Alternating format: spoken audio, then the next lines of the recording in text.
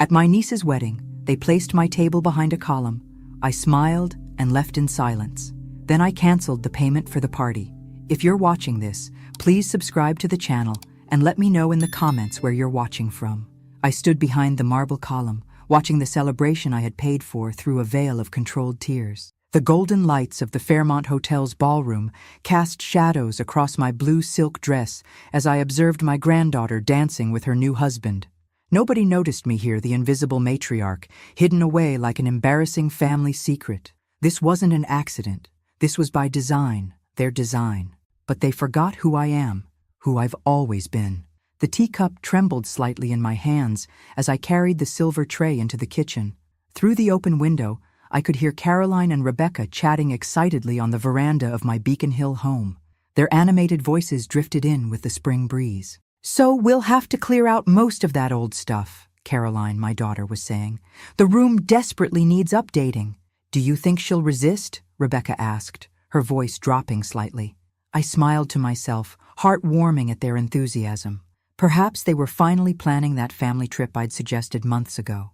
Something to bring us together again, before my upcoming 80th birthday, the milestone that would mark the official transfer of the Sullivan Family Trust to the next guardian.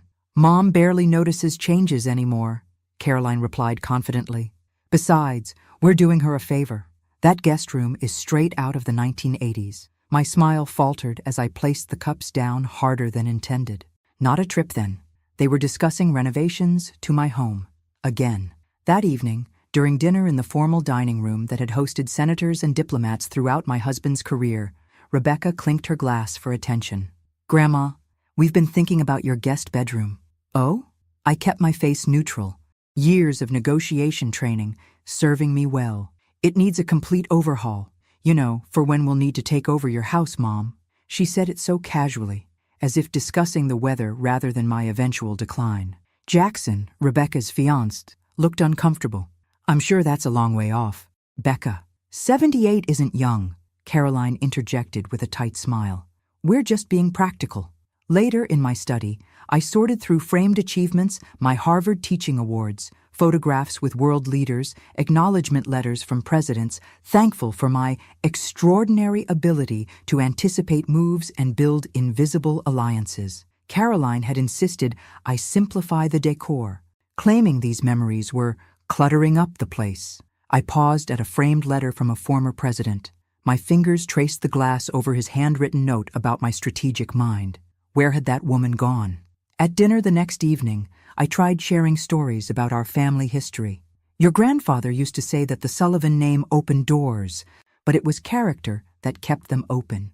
"Does anyone want more wine?" Caroline interrupted, smiling brightly, as if I hadn't been speaking at all. I cleared my throat to continue, but Rebecca glanced pointedly at her watch. "It's getting late, Grandma." Only Jackson seemed genuinely interested. "Please continue, Ms. Sullivan. I'd love to hear about the judge." "Thank you, Jackson," I said, noting how Rebecca's eyes narrowed at his encouragement. Later that night, unable to sleep, I wandered down for tea. Caroline's voice drifted from the study, door slightly ajar. "Yes, Mom's getting more fragile, but her mind is still good enough to sign papers. We need to accelerate everything before her 80th birthday." The teacup nearly slipped from my hand. My 80th birthday, 14 months away, was when control of significant Sullivan family assets would transfer, the cornerstone of our legacy, built by generations. I stood motionless in the hallway, heart pounding against my ribs, not from fear, but from a sudden, clarifying anger. The woman who had taught strategic negotiation at Harvard for 30 years hadn't disappeared. She'd just been lulled into complacency by the illusion of family loyalty. Returning to my room, I opened my drawer and withdrew my late husband's silver pocket watch. Judge Sullivan had carried it through countless trials, claiming it helped him see the moment when truth emerged in his courtroom. I needed to see truths now, too. As I closed my fingers around the cool silver, something shifted inside me, a dormant sense awakening. My family saw a fragile old woman fading into irrelevance. They had forgotten who Margaret Sullivan really was, and that would be their first mistake. 2 weeks later, Rebecca announced her engagement to Jackson Pearson amidst champagne and congratulations at my home.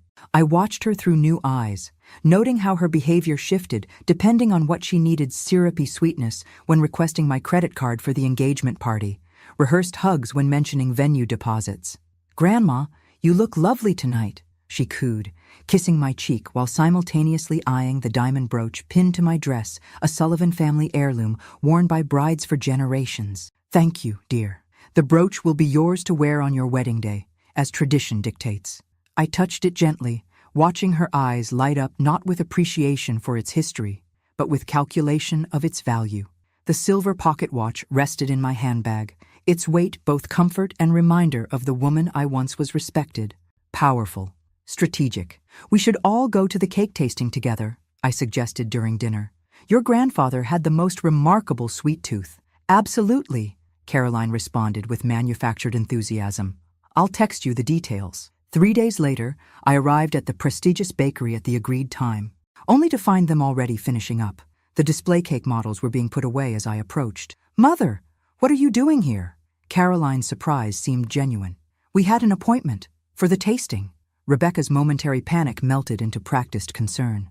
"Grandma, we rescheduled for this morning. I texted you. Don't you remember?" I checked my phone. No message. "We thought you'd decided to rest instead," Caroline added smoothly. "You mentioned being tired yesterday." I hadn't. The head pastry chef recognized me as he emerged from the kitchen. "Mrs. Sullivan, is that really you? I haven't seen you since the governor's fundraiser your husband hosted." "What an honor to prepare your granddaughter's cake." His sincere respect only highlighted the absence of it from my own family. The stark contrast twisted something inside me. "The decision's already been made, I'm afraid," I said pleasantly. Apparently, I needed my rest. Back home, I accidentally discovered a list that had fallen from Rebecca's planner during her last visit. In her neat handwriting, "How to handle grandma during wedding events. Keep her occupied with simple tasks. Limit speaking time. Avoid embarrassing stories. Seat with quieter guests who won't mind repetition. Position away from main photographer's angles. Age spots difficult to retouch. Have Caroline monitor medication schedule." My hands didn't shake as I read it. Instead, a strange calm settled over me, like the moment before a master chess player recognizes the path to checkmate. That evening, I found myself standing before my bathroom mirror, truly seeing myself for the first time in years. The elegant woman who had commanded classrooms and boardrooms hadn't disappeared. She had simply been gaslighted into believing she was diminished. "They think you're just a checkbook with a pulse," I whispered to my reflection. "A convenient ATM for wedding expenses with an expiration date conveniently set after your 80th birthday."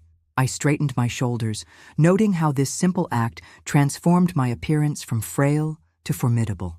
The woman staring back wasn't ready to be written off or hidden behind columns. I reached for my phone and dialed a number I hadn't called in years. "Judith, it's Margaret Sullivan.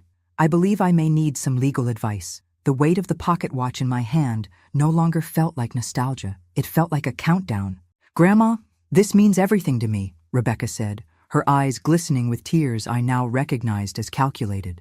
We sat in my sunroom a month after the engagement, Jackson beside her on the antique sofa I'd imported from France during happier days. "The Fairmont has always been my dream wedding venue," she continued. "But the costs are—" She trailed off, looking down at her perfectly manicured hands. "Substantial," I finished for her, noting how Jackson shifted uncomfortably. Caroline touched her daughter's shoulder. "We wouldn't ask if it weren't so important to Rebecca. The Fairmont has such history, such prestige. What they meant was such expense. The kind of expense that would significantly deplete my liquid assets before my 80th birthday. I've always wanted to honor the Sullivan legacy," Rebecca added, voice quavering perfectly. "To celebrate in a place worthy of our family name." The family name they'd belittled when they thought I couldn't hear. The legacy they dismissed as outdated when rejecting my stories. "Of course I'll help," I said, my smile not reaching my eyes. "The venue, flowers, band, and honeymoon. Consider it my gift." Rebecca's performance of gratitude was flawless: tears, hugs, exclamations of how I was the most generous grandmother ever. I accepted it all with the grace of someone who had taught negotiation tactics to future diplomats and CEOs, recognizing the manipulation for what it was. Later, as they were leaving, I overheard Jackson in the hallway. "Don't you think we're taking advantage?" he asked Rebecca in a lowered voice. Your grandmother is incredibly generous, but— Stop worrying, Rebecca interrupted. Grandma loves feeling needed. Besides, she's showing signs of cognitive decline. Caroline and I are just helping protect her from herself. I stepped back into the shadows, silent in my stockinged feet. What decline? She seems sharper than both of us put together. You don't see her daily like we do, Rebecca insisted. She gets confused, forgets things. The doctor says it's early stages. My jaw clenched. I had no such doctor, had received no such diagnosis. When they left, Caroline called. Rebecca went too far today, she said, sounding genuinely concerned. The Fairmont, flowers, band, and honeymoon. It's excessive. But you didn't stop her, I noted, keeping my voice light. A pause. Well, she's set on this dream wedding, and you seemed happy to help. I am, I assured her, fingers wrapping around the small recording device I'd received as a gift from a former student who worked in security technology. Very happy to help in exactly the ways expected of me. That night, I sat at my desk, calculator in hand, meticulously mapping out exactly how much the dream wedding would cost. Next to these figures, I wrote down the current balances of my accounts and the projected Sullivan Trust transfer value. Their manipulation wasn't just hurtful, it was strategically timed to deplete my resources before my birthday milestone. They weren't just dismissing me, they were systematically undermining my financial independence. I opened the antique box where I kept my most precious jewelry. Beneath the tray lay documentation of accounts, unknown to Caroline, investments my husband and I had made decades ago, quietly growing while I played the role of the predictable widow. The recorder sat beside my notes, its small red light blinking as I tested it. A simple device, easily concealed in a handbag or pocket. Designed for business meetings, it would now document family betrayal. Begin recording, I said clearly. Project Restoration, Day 1. My voice sounded different, stronger, clearer than it had in years. I hadn't realized how much I'd diminished myself to fit their expectations of a doddering old woman.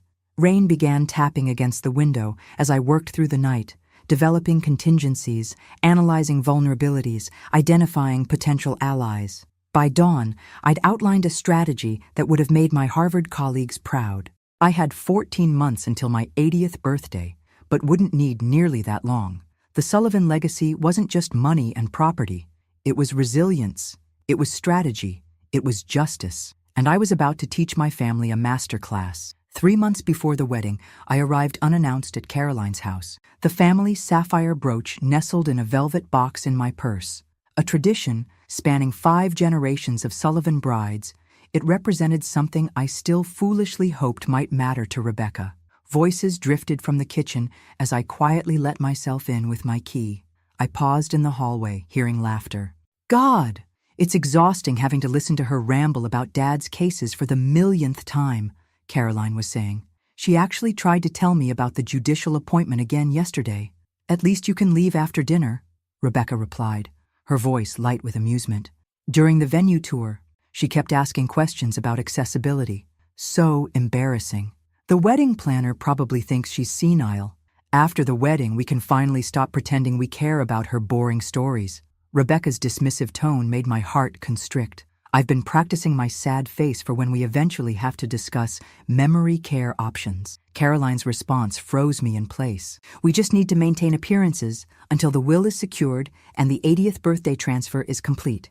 Once the trust transfers, we can make decisions on her behalf. Jackson actually suggested inviting her to the rehearsal dinner head table. Rebecca's disgusted tone left no doubt about her feelings. Can you imagine? Those event photographers charge extra for retouching. What did you tell him? That her health might make such a long evening difficult, he bought it completely. My fingers trembled as I activated the recorder in my pocket, capturing every word of their calculated cruelty. I backed away silently, decades of self-discipline preventing me from confronting them. Knowledge was power. Reaction was weakness. I slipped out as quietly as I'd entered, the sapphire brooch still in my purse. At home, I sat in my study, the velvet box open before me. 5 generations of Sullivan women had worn this brooch on their wedding days, strong women who had weathered wars, economic collapses, and personal tragedies with dignity. Beside it lay Judge Sullivan's pocket watch, its silver case gleaming in the lamplight. I ran my thumb over the engraved inscription, Veritas Tempus Revelate. Truth is revealed by time. For the first time in years, I truly remembered who I was. Not just the accommodating grandmother I'd allowed myself to become, but the strategist who had once commanded respect in lecture halls and boardrooms, the woman whose negotiation tactics were studied at Harvard and whose counsel was sought by powerful figures. I'd spent years diminishing myself to avoid being seen as difficult or demanding. I'd accepted being interrupted, dismissed, and marginalized to maintain family peace. That ended tonight. I picked up my phone and dialed a number. Thomas? Margaret Sullivan.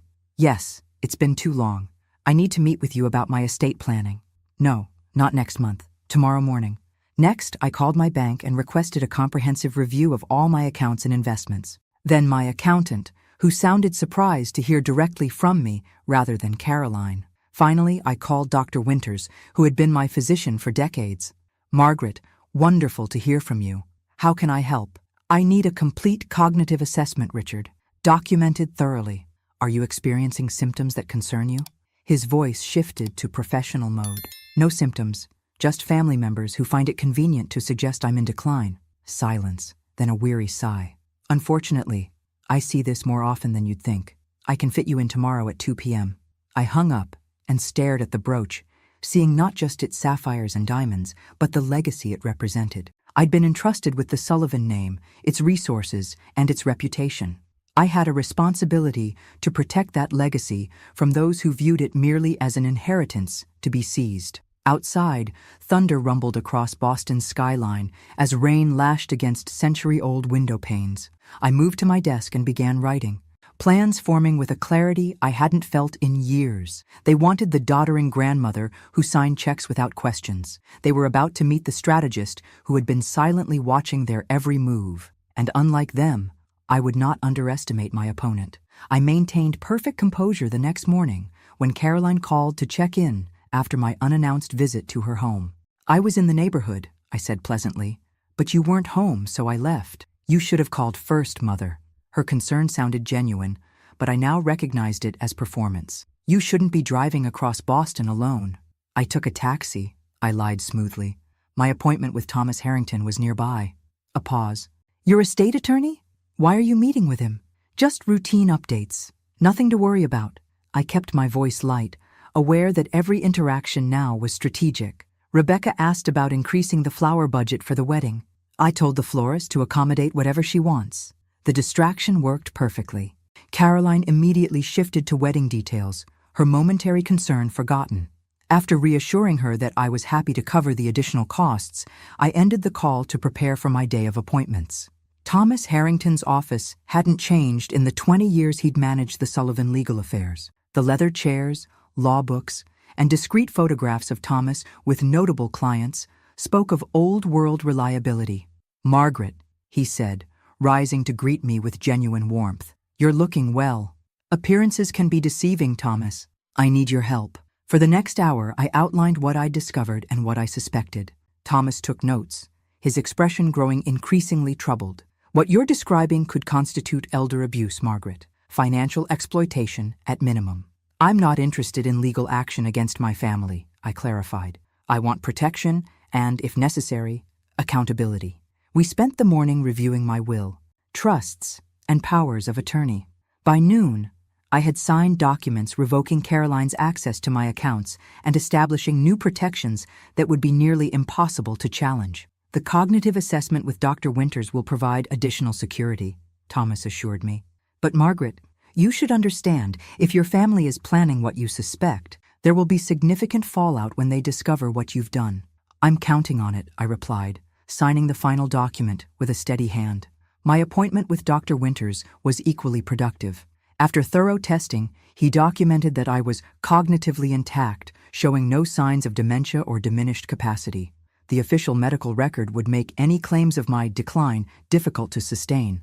Between appointments, I visited my bank, where the manager welcomed me personally, a courtesy extended to few customers. Mrs. Sullivan, we've prepared the account summaries you requested. I reviewed my financial position thoroughly, making several significant changes. New accounts were established with specific instructions about automatic payments and cancellation protocols. I arranged for large deposits to wedding vendors with an unusual structure, substantial amounts up front, with final payments scheduled for the wedding day itself. These arrangements are unconventional, the manager noted carefully, but perfectly legal, I finished for him. My perfect payment history and relationship with these vendors allows for some flexibility. That evening, I met with the wedding planner at my home, reviewing every contract carefully. "Mrs. Sullivan, we rarely structure payments this way," she said, clearly confused by my insistence on the unusual arrangement. "The vendors have agreed to the terms," I reminded her. "Final payments processed automatically on the wedding day, with a 24-hour cancellation option without penalty." She nodded reluctantly. "As you wish. Rebecca mentioned you might need some accommodation. Did she?" I smiled pleasantly. How thoughtful of her. For the honeymoon in Tuscany, I arranged 2 sets of reservations, the official ones Rebecca knew about, and a second set in my name alone, both at the same exclusive properties, but with different arrival dates. Over the next week, I meticulously documented every interaction with Caroline and Rebecca, my small recorder capturing their dismissive comments and manipulative tactics. I noted how they excluded me from key wedding decisions while simultaneously asking for additional funds. I maintained my role as the compliant grandmother, approving every extravagant request with an enigmatic smile that neither of them bothered to interpret. They saw what they expected to see: an aging woman eager to please, not a strategist methodically setting the stage. At night, I categorized the recordings, noting patterns of behavior and particularly egregious comments. I wasn't building a case for court. I was assembling evidence of the truth, both for them and perhaps someday for Jackson, who seemed increasingly uncomfortable with his fiance's behavior. The silver pocket watch became my constant companion, its weight in my hand a reminder of justice delayed but not denied. 14 days after beginning Project Restoration, I stood in my study surveying the documentation of my family's betrayal and my responsive strategy. Everything was in place. Now, I would need allies. The time had come to step out of the shadows and reclaim my place at the table, or perhaps, from behind the column they had chosen for me. "Margaret Sullivan, where have you been hiding yourself?" Judith Hawthorne embraced me warmly as we met for lunch at the Ritz-Carlton. Her elegant gray suit and confident bearing reminded me of the woman I used to be, the woman I was becoming again. "Apparently behind a convenient veil of presumed senility," I replied with a wry smile.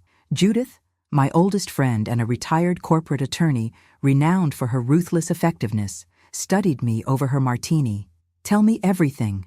I did, watching her expression shift from concern to outrage, to calculating determination, the look that had terrified opposing counsel for decades.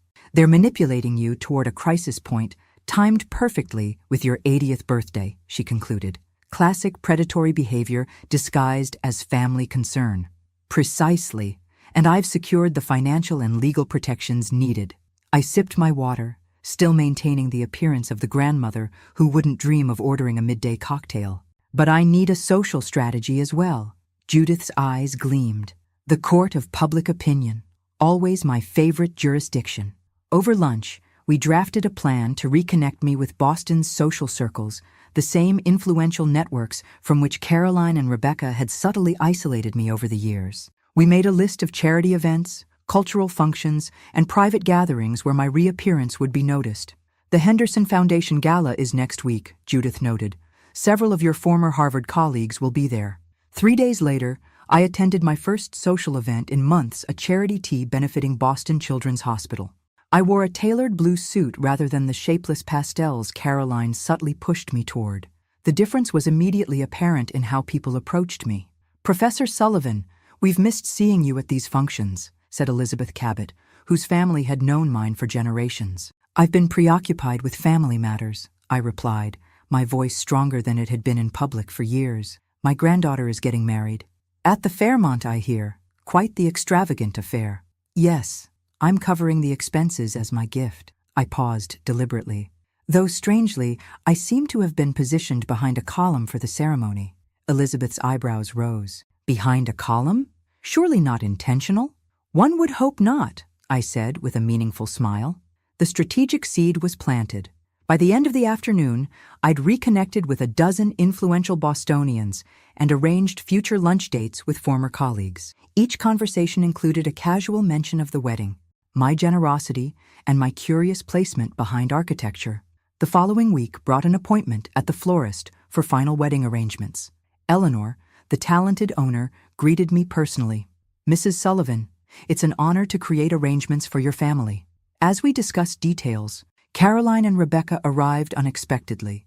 Their surprise at finding me handling arrangements alone was poorly concealed. "Mother, you didn't need to come yourself," Caroline said, kissing my cheek perfunctorily. "We could have handled this. I'm perfectly capable of discussing flower arrangements." "Dear," I smiled at Eleanor, "we were just finalizing the contract details." "Details?" Rebecca's voice sharpened. "What details? Payment structures? Delivery timing? Business matters?" While examining sample centerpieces, Caroline pulled Eleanor aside, thinking I couldn't hear their whispered conversation. "You'll need to confirm everything with me. My mother's memory isn't what it was. Her capacity is diminished," Rebecca added, not bothering to lower her voice. "We're helping her manage her finances." Eleanor's eyes flicked to me, then back to them. Her professional smile remained fixed, but something in her expression shifted.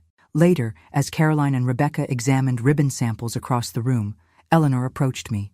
"Mrs. Sullivan, I couldn't help overhearing." She hesitated. "My grandmother experienced something similar with my aunt. If you ever need a witness to your capabilities, please call me." I squeezed her hand gratefully. "Thank you, Eleanor. I may take you up on that." That evening, Jackson came by unexpectedly, claiming he needed to discuss a wedding detail. His obvious discomfort suggested another purpose. "Ms. Sullivan, I wanted to make sure you're comfortable with everything," he said once we were seated in the study. "Rebecca sometimes gets carried away with planning." "How thoughtful of you to check, Jackson." I studied him carefully, assessing whether he could be an ally. "I'm curious, what do you know about my seating arrangement?" His confused expression answered before his words did. "Your seating? I assumed you'd be at the family table with us." "Apparently not. There's a lovely marble column with my name on it." Jackson's face flushed with genuine shock. "That's not possible. I'll speak with Rebecca immediately." "Before you do," I said, placing a gentle hand on his arm, "consider what that conversation might reveal about the woman you're planning to marry." He left visibly troubled. Exactly as I'd intended. Strategic doubts planted in the right mind could be more effective than direct confrontation. That night, I reviewed my progress. Financial protections secured, legal documentation in place, social reconnections established, potential allies identified. I glanced at my calendar, where the wedding date was circled in red. 12 days remaining until the event that Caroline and Rebecca viewed as their triumph. They had no idea it would be mine. I picked up the sapphire brooch, tracing its intricate setting with my finger. 5 generations of Sullivan women had worn it with pride on their wedding days. Rebecca would not be the 6th, not yet. First, she needed to learn what the Sullivan name truly stood for. 1 week before the wedding, I requested a final walkthrough at the Fairmont Hotel. The wedding planner seemed surprised these details were usually handled by Caroline and Rebecca, but arranged it immediately. Sandra, the hotel's event coordinator, greeted me in the ornate lobby. "Mrs. Sullivan, it's an honor to have your family celebrating here. Your granddaughter's wedding will be spectacular." "I certainly hope so, given the expense," I replied pleasantly as we entered the grand ballroom. The space was magnificent soaring ceilings, crystal chandeliers, marble columns adding architectural distinction to the historic room. Sandra reviewed the layout, describing how each area would be utilized. "And this will be your table for the reception," she said, indicating a position on the floor plan. I squinted at the small circle marked "Family of Bride, Grandmother," positioned behind one of the ballroom's massive columns. "There must be some mistake," I said calmly. "This location appears to be behind a column." Sandra shuffled uncomfortably. "The seating chart was approved by Miss Rebecca personally." "I see. And did Miss Rebecca explain why her grandmother should be seated in a position where I can neither see nor be seen during this celebration?"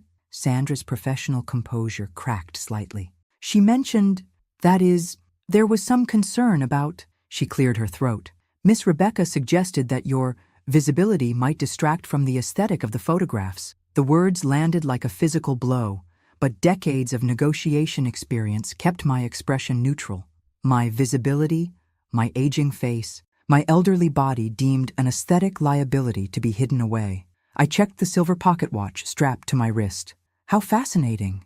Mrs. Sullivan, I'm terribly sorry. I can certainly adjust the seating. I held up my hand, stopping her. No need to apologize, Sandra. Some columns are meant to hide us. Others become the support we need when we decide to stand up. Her confused expression almost made me smile. The seating will remain as my granddaughter wishes, I continued.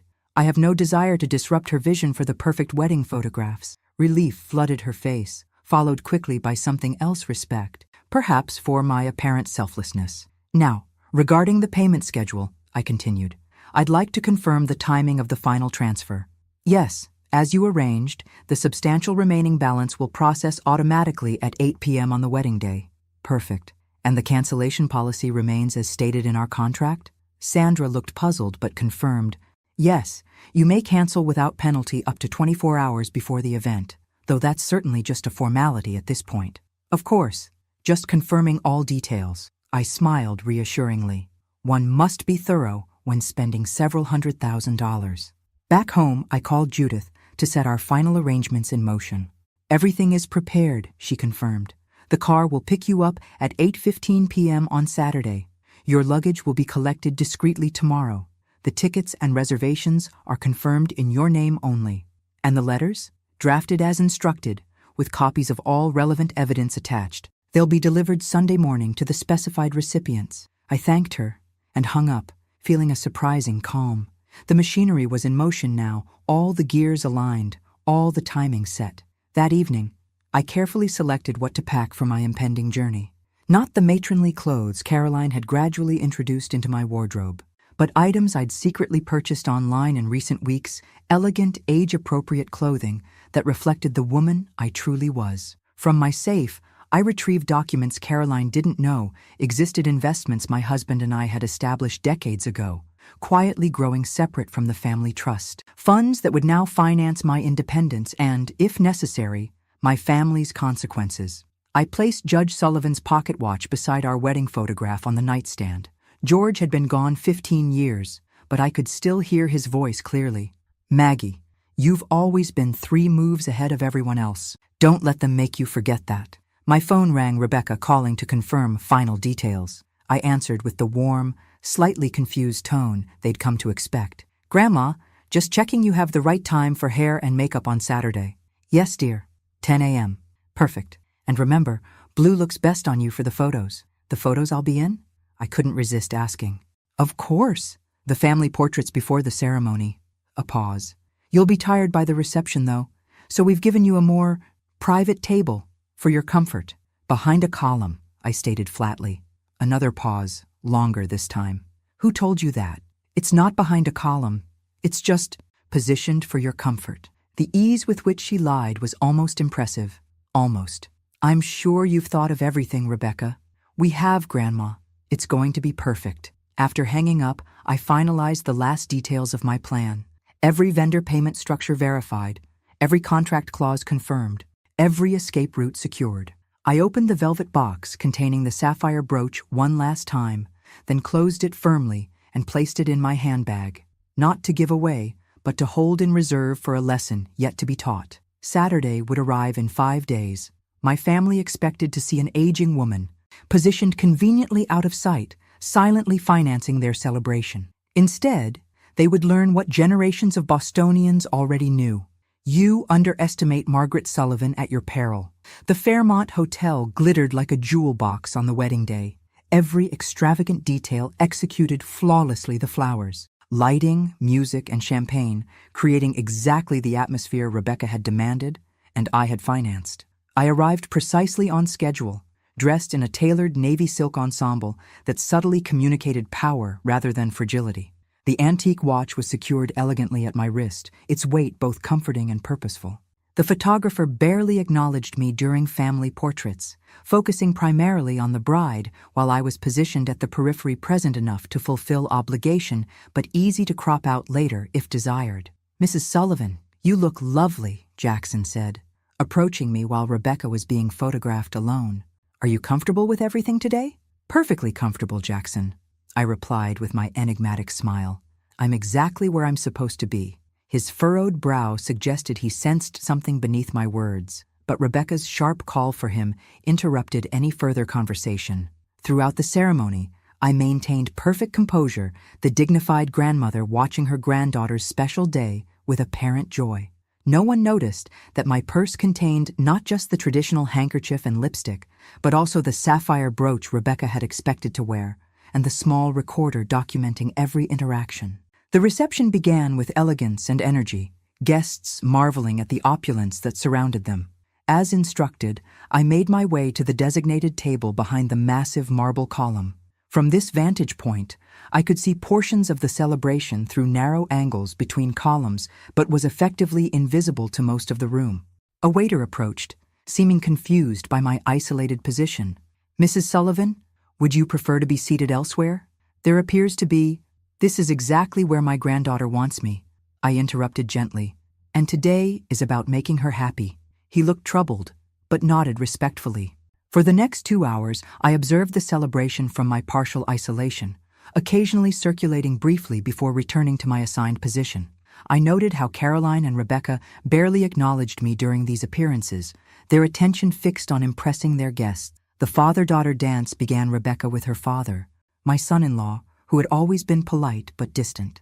I checked my watch, 7:30 p.m., 30 minutes remaining. Jackson approached my table, champagne in hand. "May I join you for a moment?" "Of course." I gestured to the empty chair beside me. "I wanted to apologize for this seating arrangement. I only discovered it yesterday. And Rebecca insisted it was your preference to avoid fatigue and commotion." "Did she?" I sipped my water. "And did you believe that?" His hesitation was answer enough. "I'm learning there are many things about the Sullivan family I don't yet understand." "Indeed, some lessons come at greater cost than others." He studied me with new awareness. "You're nothing like they describe you." "No," I agreed. "I'm not." Rebecca appeared suddenly, her smile tight. "Jackson, they're about to announce our first dance." "I was just keeping your grandmother company," he explained. "How thoughtful." Her eyes darted between us suspiciously. "Grandma, are you enjoying yourself at your table?" "Immensely. The view is precisely what I deserve." She missed the edge in my voice, already pulling Jackson away. "We'll catch up later, Grandma." The speeches began shortly after, each one thanking the bride's parents for hosting such a magnificent celebration. Not once was I mentioned as the financial benefactor. Caroline caught my eye across the room during her own speech, momentarily flustered when she realized I was watching her take credit for my generosity. At precisely 7:55 p.m., I gathered my belongings and made my final appearance. I approached the head table, kissed a surprised Rebecca's cheek, and whispered, "Every Sullivan bride should understand the legacy she's inheriting." "Thank you, Grandma," she replied automatically, clearly eager to return to her conversation. Caroline frowned slightly. "You're not leaving already, are you, Mother?" "I've seen everything I needed to see." I squeezed her hand with calculated affection. "Enjoy the rest of your evening." As I moved toward the exit, Jackson called after me. "Mrs. Sullivan, do you need someone to escort you home?" "That won't be necessary," I replied. "I've made my own arrangements, as always." In the grand lobby, I checked my watch one final time. 18 p.m. precisely. I nodded to myself and stepped outside, where a sleek black car waited exactly as planned. "Airport, please," I instructed the driver. "International departures." As we pulled away from the glittering hotel, I removed my phone and made a single call to my bank's after-hours service line. "This is Margaret Sullivan. Authorization code Sullivan 1944. Please proceed with cancellation of all scheduled payments as previously arranged." "Confirmed, Mrs. Sullivan. All pending transfers have been canceled." "Thank you." I ended the call and gazed out at Boston's evening skyline, the city I'd called home for nearly 8 decades growing smaller behind me. In my purse, the sapphire brooch caught the passing streetlights, its blue depths seeming to shimmer with satisfaction. The first phase was complete. By morning, the consequences would begin to unfold exactly as I had designed them, not as revenge, but as the necessary lesson my family had forced me to teach. Behind me, at the Fairmont Hotel, the celebration continued in blissful ignorance, while automated payment systems throughout the city simultaneously registered the same status: transaction canceled by account holder. The following morning, while I was settling into my first-class seat bound for Florence, Rebecca and Jackson were enjoying their final breakfast at the Fairmont before their scheduled departure for Tuscany. Their honeymoon reservations, the ones they knew about, were set to begin that evening at Villa La Vedetta overlooking the Arno River. I imagined the scene unfolding as the hotel manager approached their table, his professional demeanor barely masking his discomfort. "Mr. and Mrs. Pearson, I apologize for the interruption, but there appears to be an issue with the final payment for your wedding." Rebecca would have looked up in confusion, perhaps thinking it was a minor administrative error. There must be some mistake. My grandmother covered everything. Yes, the initial deposits were processed months ago, but the final payments, scheduled to process automatically last night, were canceled by the account holder. Jackson's forkful of eggs Benedict would have paused midway to his mouth. "Canceled? I'm afraid so. Until this matter is resolved, we cannot complete your checkout process." I could picture Rebecca's face flushing with embarrassment as nearby guests pretended not to listen. Her frantic call to Caroline would have followed immediately, only to discover that the same situation was unfolding with every vendor the band. Florist, photographer, and caterer all reporting canceled final payments. My phone rang as my flight reached cruising altitude, Caroline's name flashing on the screen. I declined the call and switched to airplane mode with a small smile. The timing was proceeding exactly as planned. By now, Caroline would be arriving at my home, expecting to find me confused or perhaps ill anything to explain the mistake with the payments.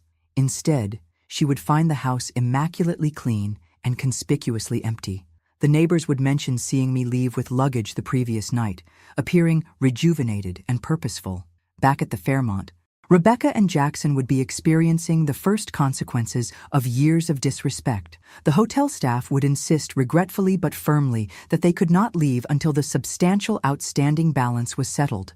The honeymoon flight would be rapidly approaching, creating maximum pressure in the moment. Just as panic would be setting in, a hotel messenger would approach with an envelope cream-colored stationery bearing the Sullivan family seal in burgundy wax. Inside would be the first of several communications I had prepared.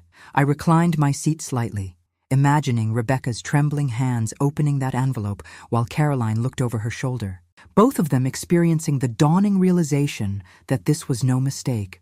Meanwhile, my flight soared over the Atlantic, carrying me toward the Tuscan holiday I had planned, not the one Rebecca knew about, but the separate reservations I had made in my own name at the same exclusive properties, scheduled to begin 3 days before hers. By the time Rebecca and Jackson resolved their financial crisis and arrived in Florence, I would have already enjoyed the finest suite, the best tables at Michelin-starred restaurants, and the most exclusive vineyard tours, all while leaving instructions that the Pearsons be treated with respect, but not upgraded or specially accommodated upon their eventual arrival.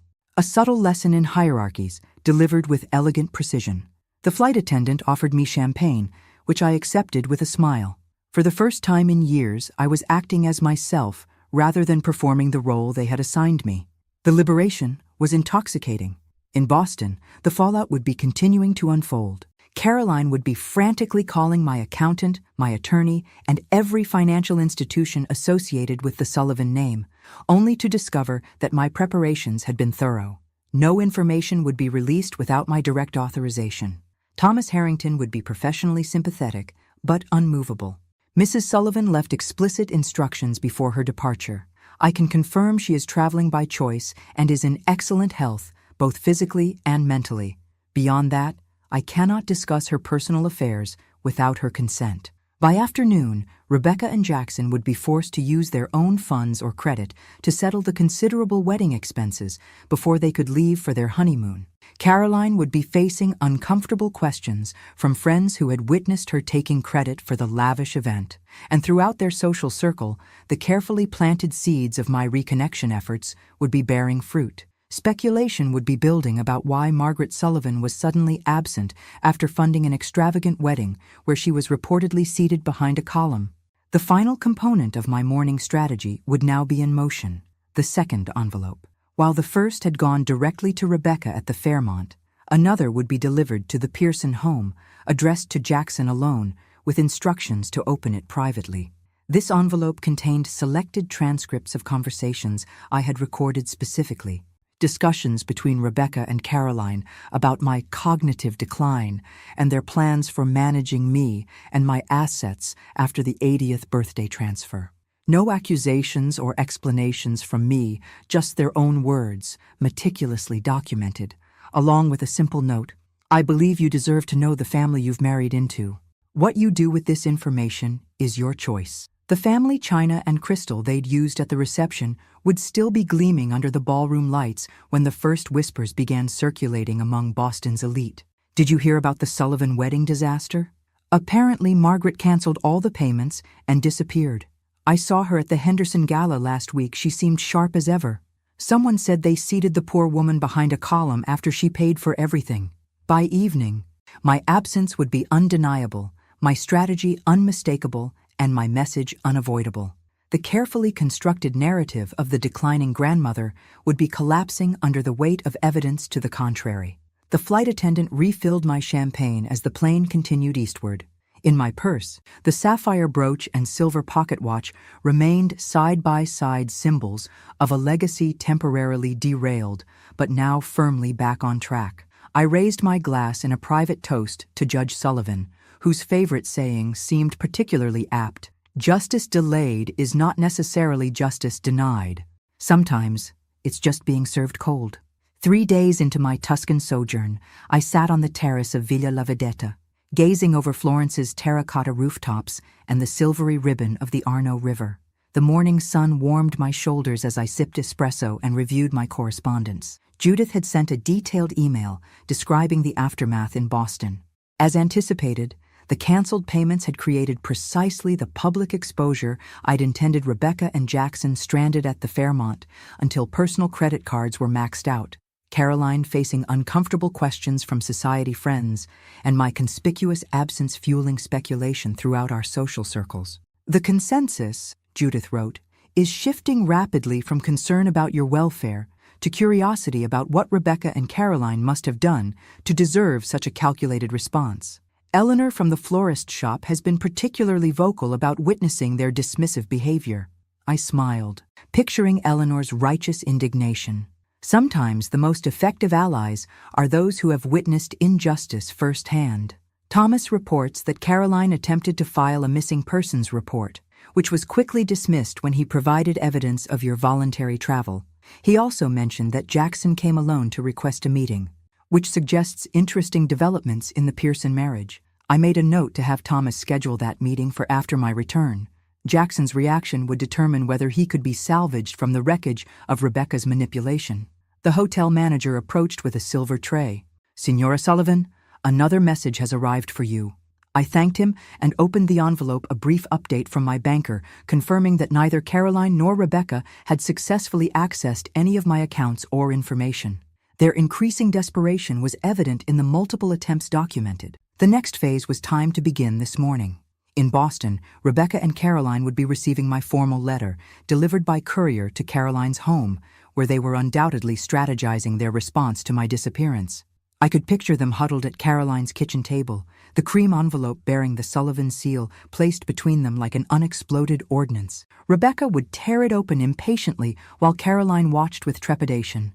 Inside, they would find not an emotional tirade, but a precisely worded 4-page letter detailing their manipulations and my response. Accompanying the letter would be transcripts of their most damning conversations, copies of the medical assessment confirming my cognitive health, and documentation of the financial maneuvers I had executed.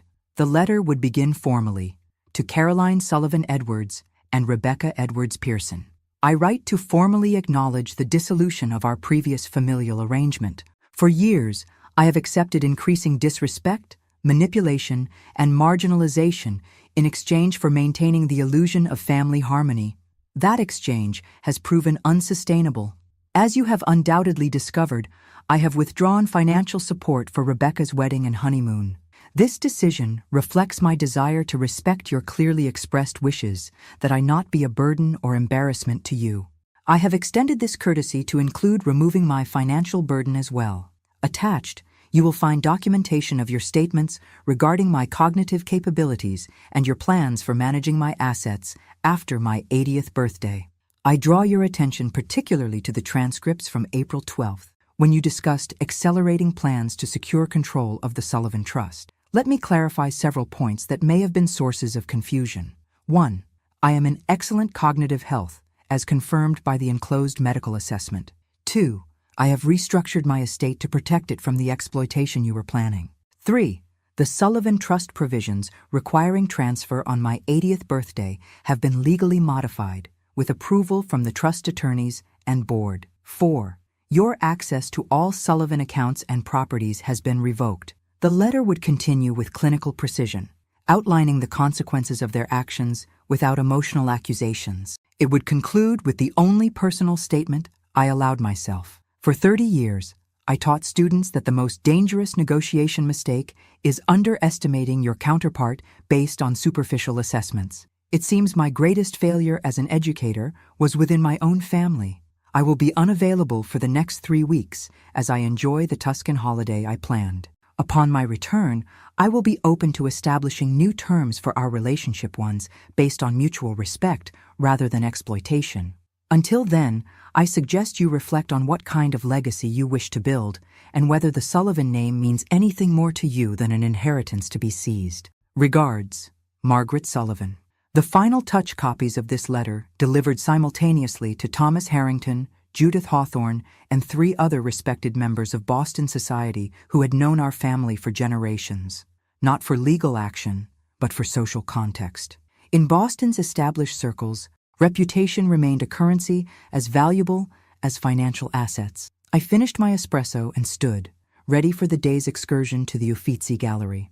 My guide would be waiting, eager to share the Renaissance masterpieces with a client who had arranged for a private viewing of works normally inaccessible to regular tourists. This was the life I had earned and deserved, one of culture, respect, and self-determination, not hidden behind columns or marginalized to the periphery of my own family's events. My phone pinged with a message from the hotel's reception. Rebecca's scheduled arrival had been delayed by 48 hours. The notification brought no satisfaction, only confirmation that my strategy was proceeding as designed. I slipped Judge Sullivan's pocket watch into my handbag, alongside the sapphire brooch. They would remain with me throughout this journey, symbols of a legacy temporarily threatened, but now secured. As I stepped into the Florentine sunshine, I felt lighter than I had in years, not from vindication or revenge, but from the profound relief of finally acting as myself again, the strategist, the guardian of the Sullivan legacy, and the woman who had spent decades earning respect that would not be surrendered without a fight. The game Caroline and Rebecca had initiated was reaching its inevitable conclusion.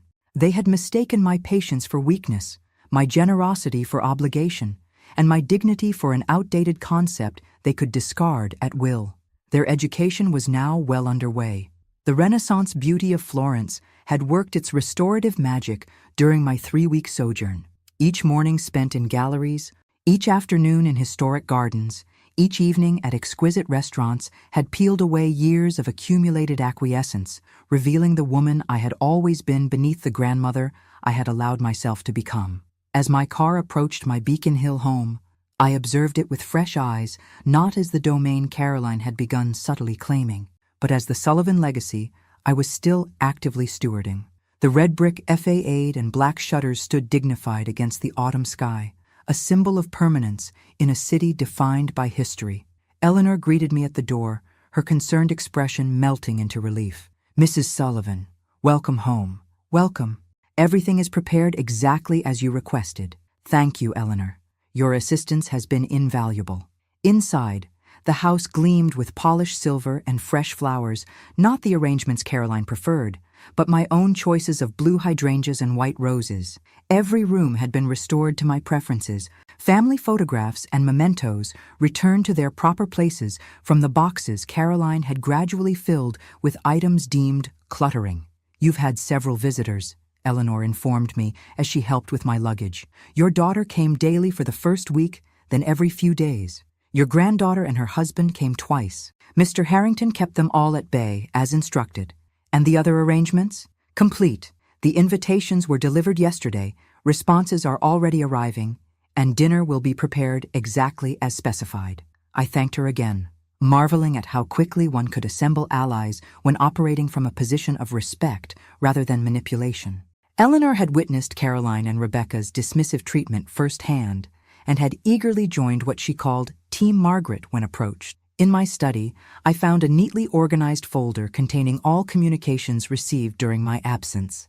Dozens of increasingly desperate messages from Caroline, several formal requests for meetings from Rebecca, and most intriguingly, 3 separate communications from Jackson, each sent independently without Rebecca's knowledge. I opened the most recent, dated just 3 days earlier. Mrs. Sullivan, I write to request a private meeting at your convenience following your return. The events surrounding the wedding have necessitated a significant reassessment of my understanding of the family I've married into. While I cannot undo my commitment to Rebecca, I find myself needing to establish my own relationship with you, independent of the dynamics I've witnessed. Your actions, while shocking to many, demonstrated a strategic clarity I've come to respect enormously. I believe we may have more in common than circumstances have allowed us to discover. Respectfully, Jackson Pearson Fascinating, a potential ally within the very union that had catalyzed this confrontation. I made a note to have Thomas arrange that private meeting after tonight's carefully orchestrated dinner. The dining room table was being set for 4 when Thomas Harrington arrived for our pre-dinner consultation. You look renewed, Margaret, he observed, kissing my cheek. Europe agrees with you. Freedom agrees with me, I corrected, gesturing him to a seat. Have the formal documents been prepared? He placed a portfolio on the desk. Everything as discussed. The foundation paperwork is complete. The trust amendments have been approved, and all accounts have been secured with the new protocols. Caroline and Rebecca have been completely blocked from accessing any information. And social developments? Thomas smiled wryly.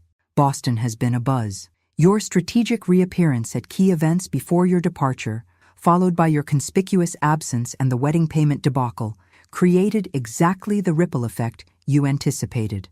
The narrative has shifted dramatically from concerns about your capacity to recognition of your tactical brilliance. And my guests for this evening? Caroline called my office 6 times today to confirm the meeting. She and Rebecca are approaching with extreme caution. Jackson seems to be positioning himself as a mediating presence. Thomas hesitated. Are you certain about tonight's approach? There are other ways to establish the new boundaries. The Sullivan way has always been direct confrontation followed by clear terms, I replied. My husband believed in addressing betrayal head-on, then offering a path forward for those willing to accept accountability. At precisely 7 o'clock, the doorbell rang. Eleanor showed the visitors into the formal living room where I waited, seated in the wingback chair that had been Judge Sullivan's favorite, a deliberate choice that established the tone immediately. Caroline entered first, her confident stride faltering when she saw me. Gone was the fragile mother she had manipulated. In her place sat a composed woman whose posture and attire communicated unmistakable authority. Mother, she began, voice carefully modulated. You're looking well. Travel tends to invigorate rather than diminish me, I replied pleasantly. Something you seem to have forgotten. Rebecca followed, a conflicted mixture of defiance and uncertainty in her expression. She had clearly struggled with how to approach this meeting, her designer outfit suggesting she'd opted for confidence, while her nervous gestures betrayed her anxiety. Jackson entered last, nodding respectfully in my direction, before positioning himself slightly apart from Rebecca, a subtle but significant spatial cue that did not escape my notice. Thank you for agreeing to meet, Caroline said, attempting to control the narrative immediately. We've been very concerned about your impulsive actions. Impulsive? I raised an eyebrow. An interesting characterization of a strategy developed over months in response to years of escalating disrespect. Rebecca shifted uncomfortably. Grandma, if this is about the seating arrangement, the column was merely the visible manifestation of my invisible status in this family, I interrupted calmly. A convenient symbol, but hardly the substance of the issue. I gestured toward the dining room. Shall we continue this discussion over dinner? I've planned a special menu. They followed me with visible trepidation. The table was set with the finest Sullivan china and crystal, each place meticulously arranged with equal prominence, no columns, no periphery, no symbolic diminishment. You'll notice, I said as we took our seats, that everyone is equally visible at this table. an arrangement I find significantly more appropriate. The first course was served in tense silence. I allowed it to stretch, observing their discomfort with clinical detachment. Caroline repeatedly attempted to make eye contact with Rebecca, while Jackson maintained a watchful neutrality. "I imagine you have questions," I finally said, breaking the silence. "Or perhaps accusations." Caroline cleared her throat. "Mother, while we acknowledge that certain misunderstandings may have occurred, your response was disproportionate and potentially damaging to the family reputation."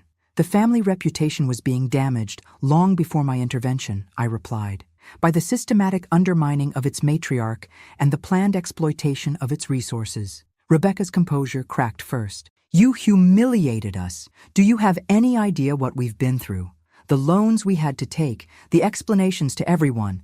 "I believe the word you're searching for is consequences," I interrupted smoothly. "An unfamiliar concept, perhaps, but one essential to understanding our new arrangement."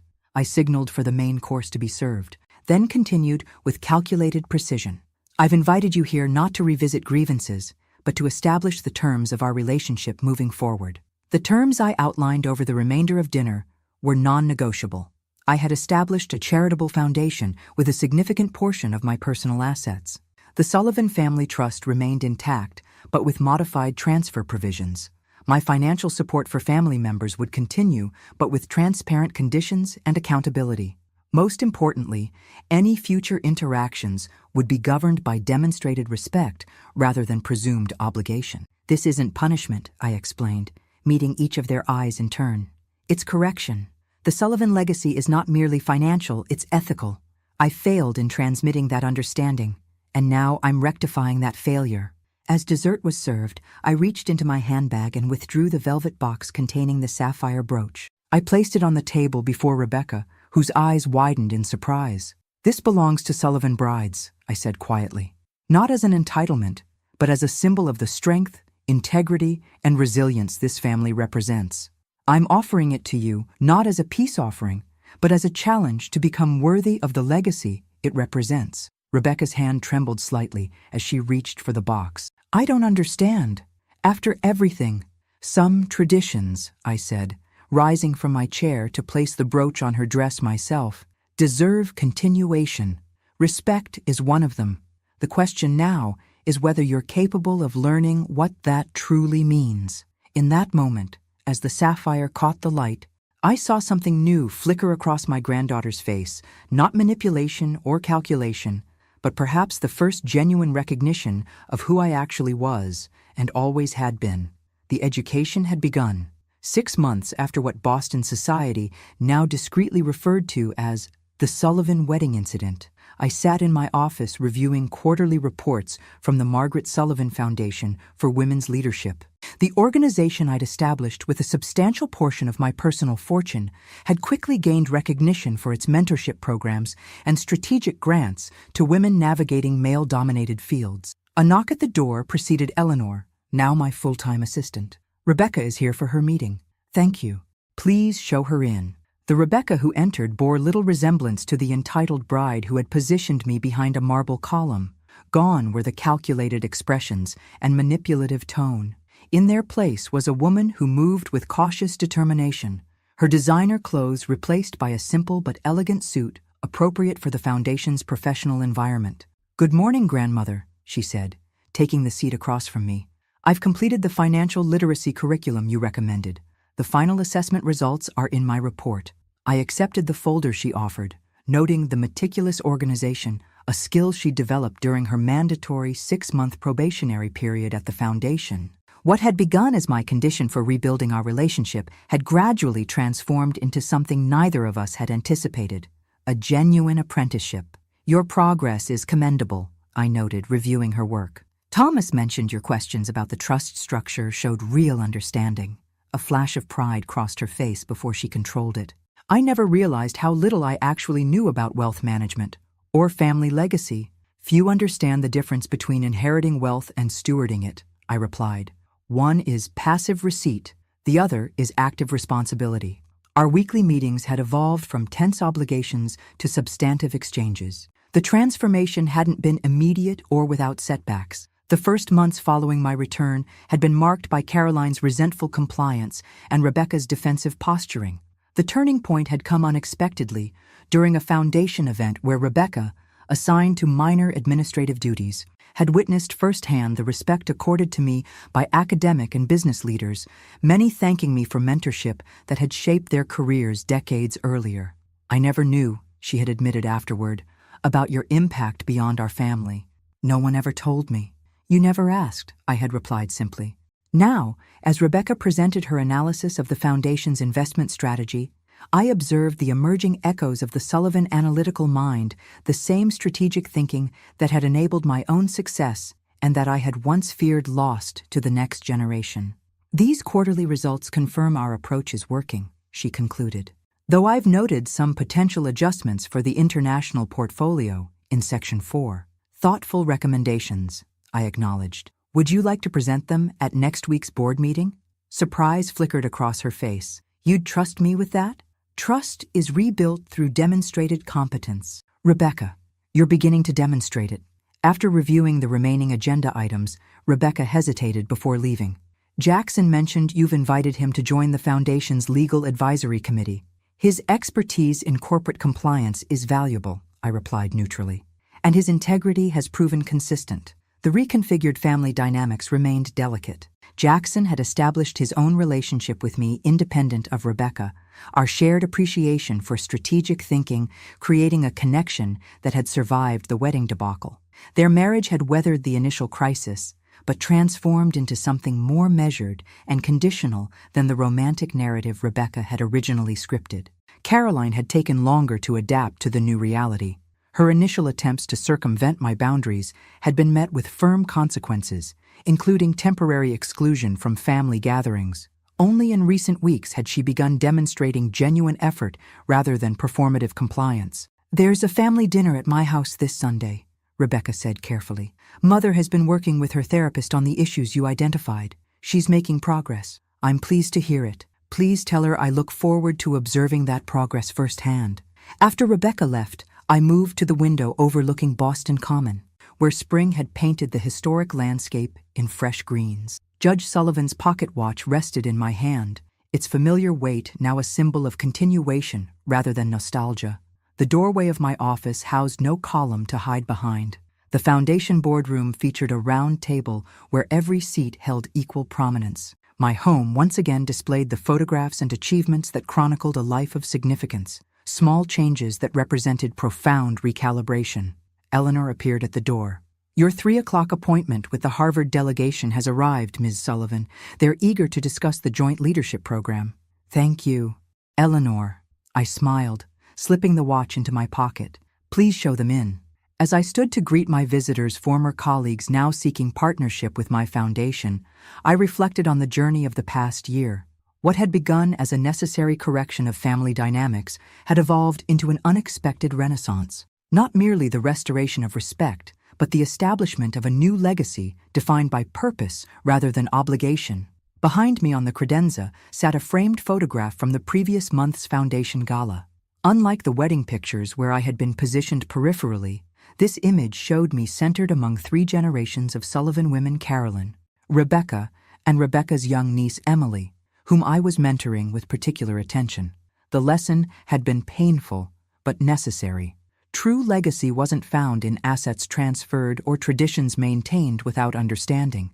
It lived in the wisdom shared, boundaries respectfully maintained, and examples consciously set.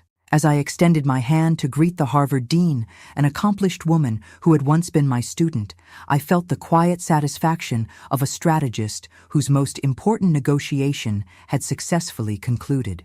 Not with victory over opponents, but with the transformation of adversaries into allies. The Sullivan family would continue, strengthened rather than diminished by its recent crucible, and I would continue guiding it not from behind a column, but from exactly where I belonged, at the head of the table I had built. Thanks for listening. Don't forget to subscribe and feel free to share your story in the comments. Your voice matters.